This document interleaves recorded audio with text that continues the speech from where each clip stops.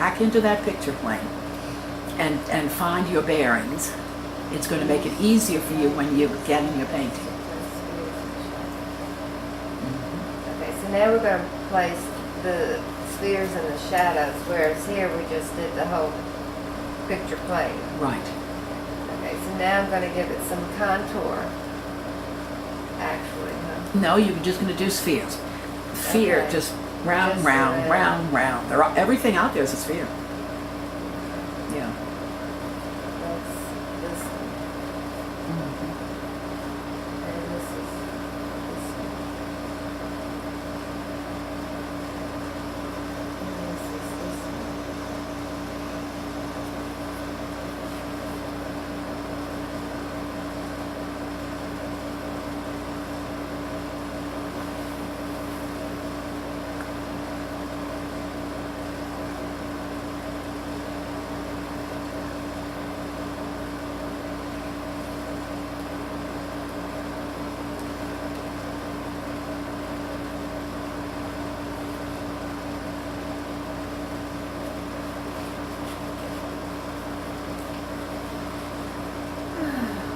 We're relating to the same picture plane, same size, and you have your beginning template there to look at. You can ask yourself, how high up is the bowl on the left-hand side? You know, is it as high as in your? And my second one? So use what you've already done. That's how we think things through and carry them on. Think of yourself as a trailblazer. You're going out into uncharted territory with your eraser. Do you know why they called the early explorers trailblazers? Because they left a trail. Right, but did they blaze? I mean, did they go in and set fires to make? Why do they Yeah. call it a trailblazer? Because they left marks so that they could find their way back, and the ones coming behind them could find their way. That's right, that's right. That's right, and that's what you're doing now, because you're going to have people coming to visit you in this picture. And you want to leave a map for them, don't you? Yeah. So the marks that you're making are telling you where things are that make sense to you. Okay. Okay? Refer back to your first drawing. It's the simplest right now. Or refer to the still life. Okay. How's that? Well, you tell me, because you've got one next to the other now. What difference is there between your second drawing and your first drawing? I've taken out the shadowing in here and made it whiter and made it rounder rather than just the planes. But I didn't put my shadows in. This one I did the shadows. Right.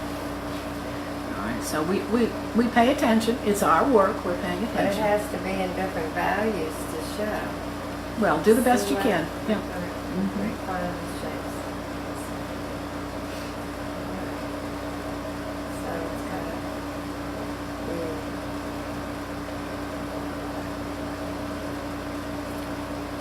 More like that.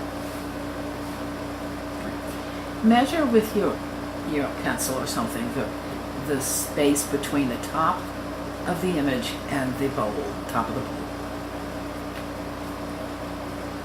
On here or there? On your image, because you're not looking at the top of, you don't have your picture plane out there. You have a picture plane on your first, yes. And where is it you want me to measure from here to here? Yeah, and compare to your second one. It's higher. Yes. Well, I can see that. Okay, so we take So it why didn't I do it? piece by piece. We remember what we've done. We refer back to it. We got it there. We got it nicely. There you go. Okay. Now, where is your apple? My apple's right here. Okay. And where's the lemon behind it? My apple's gonna have to come up higher. Okay. You see how very, very close you got it in your very first impression? Go back to that, because very often it's right. The basic positioning. Isn't that funny? Well, it's true though.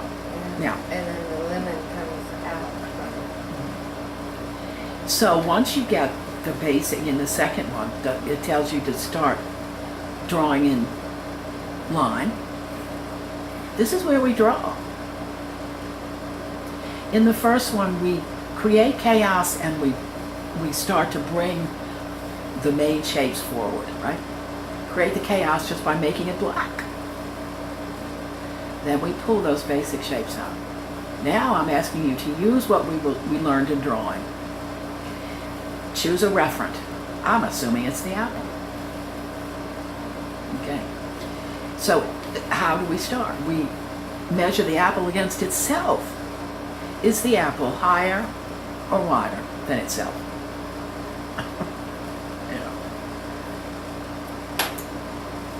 That gives us our first understanding of the apple. Actually,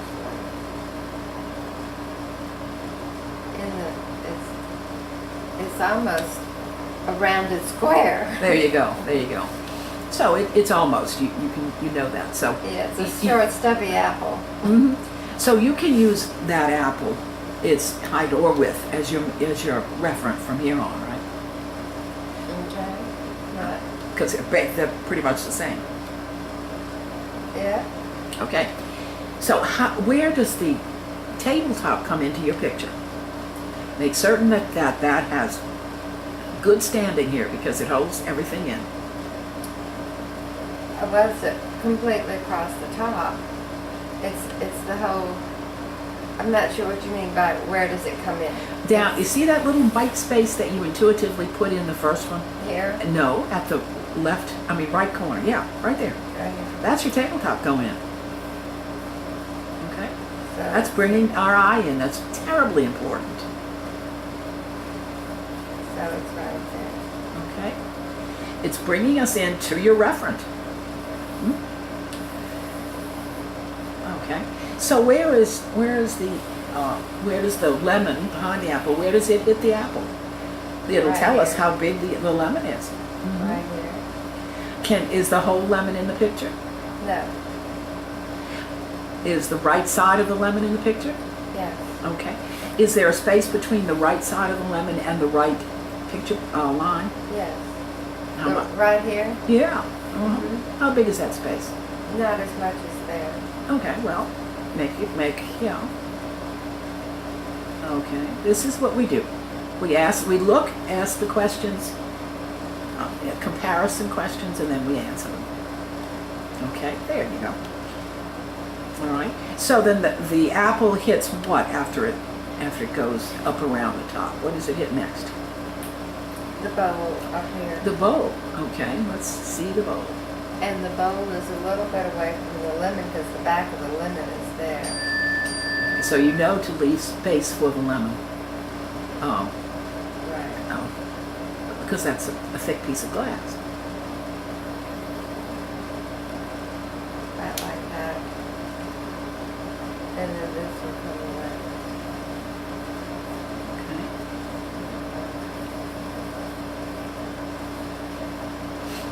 And then right there.